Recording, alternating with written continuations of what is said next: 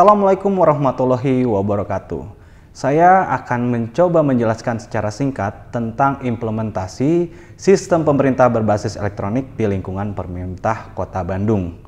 Nah, untuk itu kita akan bahas per modul dan mudah-mudahan bisa membantu Bapak Ibu semua memahami implementasi SPBE di lingkungan pemerintah Kota Bandung. Yuk, simak videonya.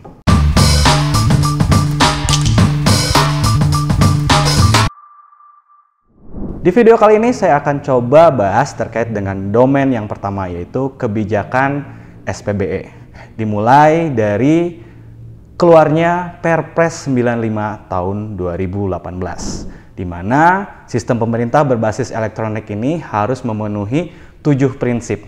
Yang pertama adalah efektivitas, kedua keterpaduan, ketiga kesinambungan, keempat efisiensi, kelima akuntabilitas, keenam interoperabilitas, dan ketujuh keamanan. 7 prinsip ini harus dilaksanakan secara bersamaan, jangan parsial, karena kita tidak mau SPBE ini hanya sebatas digitalisasi atau merubah manual jadi elektronik. Peraturan yang kedua, turunan dari Perpres itu ada Permenpan nomor 59 tahun 2020 terkait dengan evaluasi sistem pemerintah berbasis elektronik, di mana ada 4 domain, ada 8 aspek, dan 47 indikator yang dinilai. Di domain yang pertama, kita akan bahas kebijakan internal SPBE. Di dalam kebijakan tersebut juga diturunkan melalui pedoman Menpan RB nomor 6 tahun 2023 terkait dengan tata cara evaluasi SPBE. Di mana di Kota Bandung juga telah diturunkan melalui Perwal nomor 60 tahun 2021 tentang kebijakan internal SPBE Kota Bandung. Di dalamnya ada 10 indikator yang akan kita bahas. Yang pertama adalah arsitektur SPBE Kota Bandung, kedua peta rencana SPBE, manajemen data, pembangunan aplikasi, pusat data, jaringan intra pemerintah, sistem penghubung layanan, 8 manajemen keamanan informasi, 9 audit SPBE, dan terakhir adalah tim koordinasi SPBE. Yuk kita bahas satu persatu. Di arsitektur SPBE ini telah dikeluarkan Perpres nomor 132 tahun 2022, Desember lalu sudah keluar terkait dengan arsitektur SPBE nasional. Yang dimana tentunya di Kota Bandung sendiri telah diturunkan melalui Perwal nomor 85 tahun 2021 tentang arsitektur SPBE Kota Bandung yang dulu mengacu pada draft dan sekarang sedang direview, harus menyesuaikan dengan referensi dengan landasan hukum yang baru menjadi Kepwal arsitektur SPBE Kota Bandung tahun 2023. Di mana di dalamnya harus memuat referensi arsitektur SPBE dan 6 domain arsitektur SPBE. Yang pertama adalah arsitektur proses bisnis, yang kedua adalah arsitektur data, yang ketiga adalah arsitektur infrastruktur, yang keempat adalah arsitektur aplikasi, yang kelima arsitektur keamanan, dan terakhir adalah arsitektur layanan. Dan semuanya dimuat dalam perencanaan arsitektur SPBE dalam 5 tahunan. Review dapat dilakukan di paruh waktu dan tahun terakhir atau sewaktu-waktu sesuai dengan kebutuhan kita.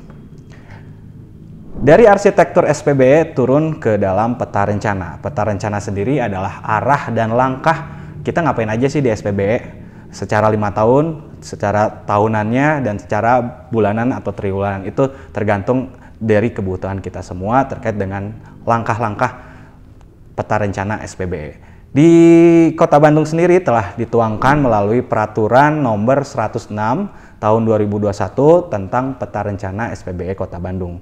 Yang tahun ini juga sama, sedang kita review menjadi Perwal peta rencana SPBE Kota Bandung tahun 2023. Di dalamnya ada muatan, yang pertama adalah ada tata kelola SPBE, manajemen SPBE, layanan SPBE, infrastruktur SPBE, aplikasi, keamanan, dan audit SPBE. Jangka waktunya sama 5 tahunan dan kita harus bisa melihat, mereview 3 tahun ke belakang baik terkait dengan perencanaan dan anggaran yang telah tersedia. Di kebijakan yang ketiga kita membahas tentang manajemen data. Manajemen data sendiri diatur secara terpisah tadi sudah ada Perpres 95 terkait dengan SPBE dan muncul Perpres 39 tahun 2019 tentang Satu Data Indonesia. Dan Perpres tersebut juga diturunkan melalui Peraturan Menteri Bappenas ya, PPN nomor 16 tahun 2020 tentang manajemen data. Ada nomor 17 dan nomor 18 terkait dengan portal Satu Data dan juga forum Satu Data. Di Kota Bandung sendiri juga setelah diturunkan melalui Kepwal 800 Kep 828 Bapelitbang _2021 tentang tim koordinasi forum Satu Data Kota Bandung yang juga disempurnakan melalui Perwal 11 tahun 2023 tentang Satu Data Kota Bandung. Manajemen data SPB ini dilaksanakan melalui serangkaian proses, yaitu proses pengelolaan dalam 4 tahap ya. Ya, ada arsitektur datanya, ada data induk dan data referensi, ada basis data, dan yang terakhir ada kualitas data. Penerapan manajemen data dilakukan selaras dengan kaidah kebijakan Satu Data Indonesia, standar data, dan interoperabilitas data. Setelah manajemen data, kita akan bahas kebijakan terkait dengan pembangunan aplikasi.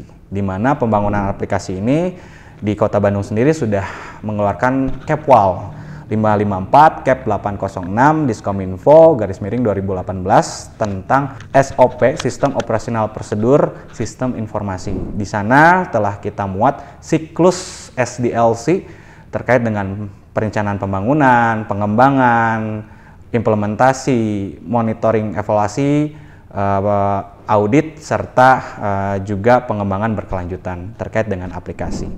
Dan kita juga telah melakukan penguatan kebijakan melalui surat edaran 061 Diskominfo _2023 tentang sentralisasi layanan SPBE Kota Bandung, di mana siklus pembangunan aplikasi ini terdiri dari pertama ada kajian kebutuhannya, kedua ada perencanaan, ada rancang bangun, implementasi pengujian, kelayakan, pemeliharaan, evaluasi. SDLC tidak hanya terbatas pada ketentuan tersebut, dan frameworknya bisa berupa SDLC, RAD, Waterfall ya, atau sekarang banyak yang sudah menggunakan Agile Development Cycle atau Scrum.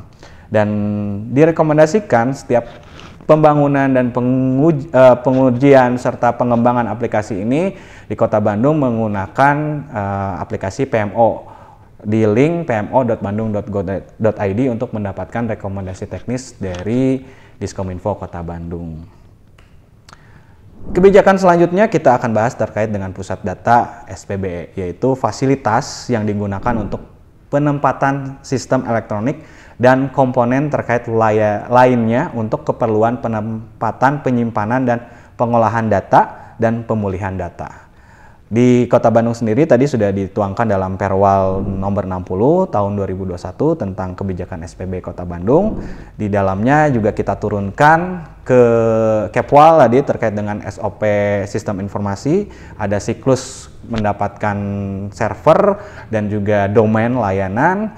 Terus juga kita keluarkan juga pedoman nomor KI 0102 792 Diskominfo _6 _2022 tentang pusat data Kota Bandung.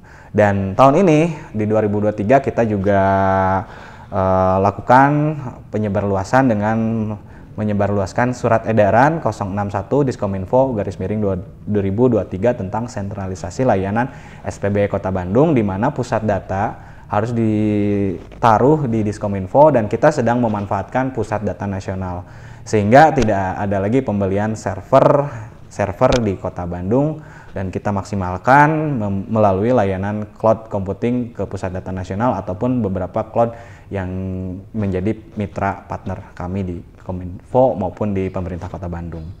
Muatan di dalamnya adalah mengoptimalkan pemanfaatan pusat data nasional dan mengatur tata cara layanan pusat data melalui sistem operasional prosedur.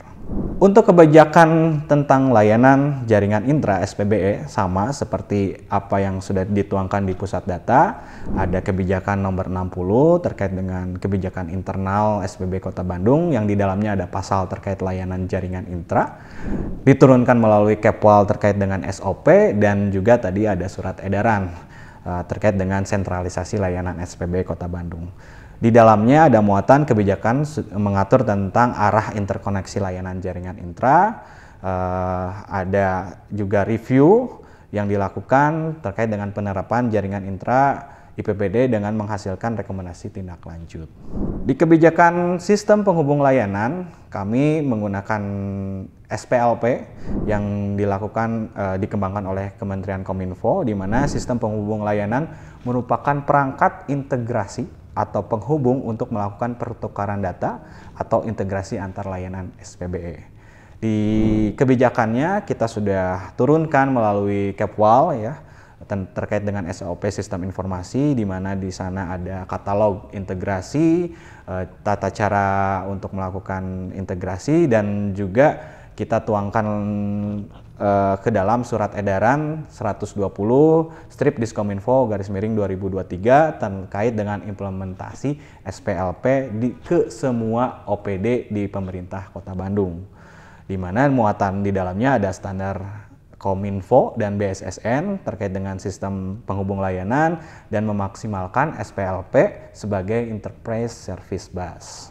Untuk kebijakan manajemen keamanan, ini sudah diatur di dalam arsitektur SPBE Nasional Perpres nomor 132 tahun 2022, di mana harus ada arsitektur keamanan.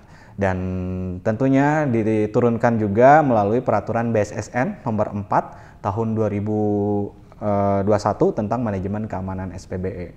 Yang tentunya kami juga adopsi di pemerintah Kota Bandung dengan mengeluarkan Kepwal 046 Kep 840 Diskominfo /2021 tentang tim tanggap insiden cyber atau CISERT ya.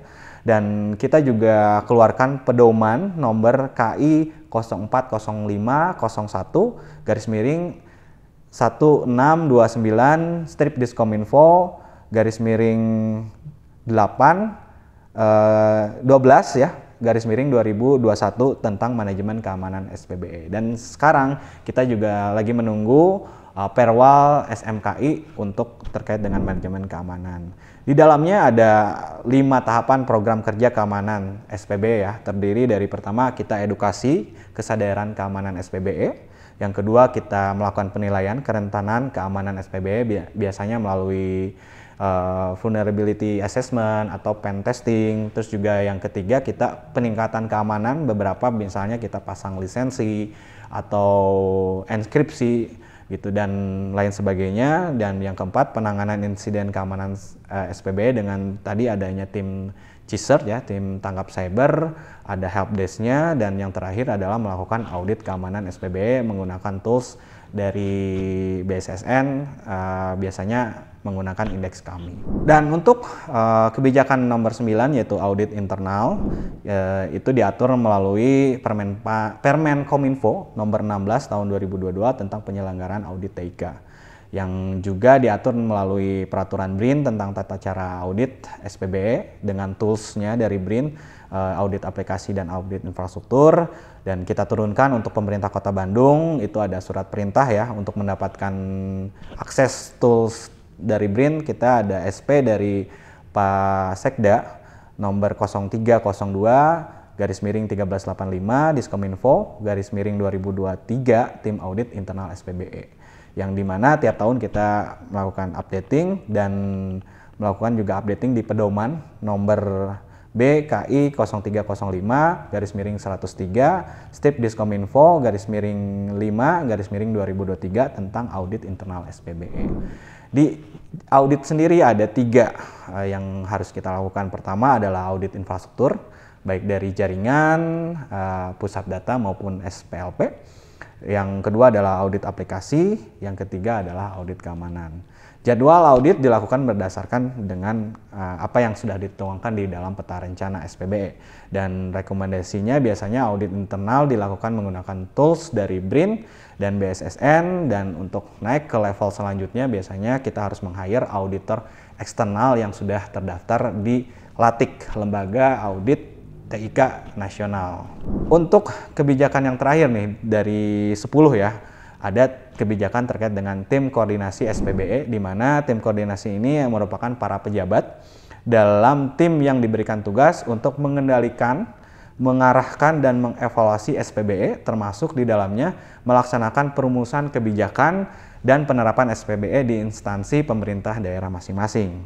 Nah, tim koordinasi sendiri kalau di Kota Bandung diketuai oleh Bapak Sekretaris Daerah beserta Pokja yang kita sudah coba share ke masing-masing leading sektor terkait dengan Pokja SPBE.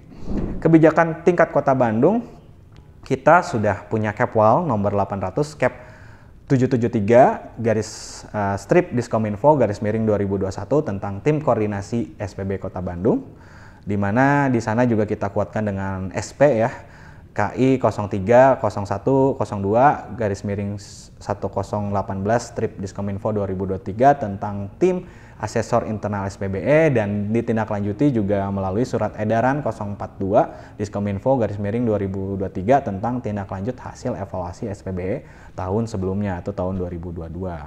Di mana di dalam kebijakan tersebut memuat tugas dan fungsi tim koordinasi, mengatur arah koordinasi, kerjasama atau integrasi di SPBE pemerintah Kota Bandung. Itulah 10 kebijakan yang diatur di dalam domain kebijakan internal SPBE. Dan melalui kriteria pemenuhan level di Permenpan 59 ada 5 kriteria. Yang pertama adalah rintisan, terkelola ya, yang kedua, yang ketiga terstandarisasi, yang keempat terintegrasi dan terukur, yang kelima optimal, di mana indeks tersebut harus kita lalui secara bertahap. Contohnya di level 1 itu biasanya kita evidence-nya itu ada draft ya kalau untuk di kebijakan, KAK, konsep, penjadwalan dan lain sebagainya. Di level 2 itu biasanya sudah diatur kebijakannya namun masih sebagian, dan dilakukan sosialisasi dan penerapan juga masih sebagian. Di level ketiganya yang sudah terstandar itu semua komponen, semua muatan dan referensi di kebijakan tersebut sudah termuat, dan level 4-nya biasanya kita lakukan monitoring evaluasi secara berkala. Level 5-nya hasil dari monitor tersebut kita tindak lanjuti. Jadi memang di leveling SPB ini berdasarkan dengan konsep manajerial ya, ada 5 tahapan. Dan itu semua tentunya review kita terkait dengan implementasi kebijakan SPB Kota Bandung tahun 2023. Mudah-mudahan kebijakan SPB ini diterapkan untuk memenuhi perencanaan SPBE yang lebih baik dan menjadi acuan dalam alat ukur ketercapaian SPBE. Di dalam model ini tentunya akan lebih Bapak Ibu bisa pahami dengan cara membaca kebijakan-kebijakan yang sudah tadi kita sampaikan, baca modulnya dan ikuti tes post-tes agar Bapak Ibu bisa melihat seberapa paham kita terkait dengan kebijakan SPB di Kota Bandung. Terima kasih, kita akan kembali lagi di video selanjutnya. Assalamualaikum warahmatullahi wabarakatuh.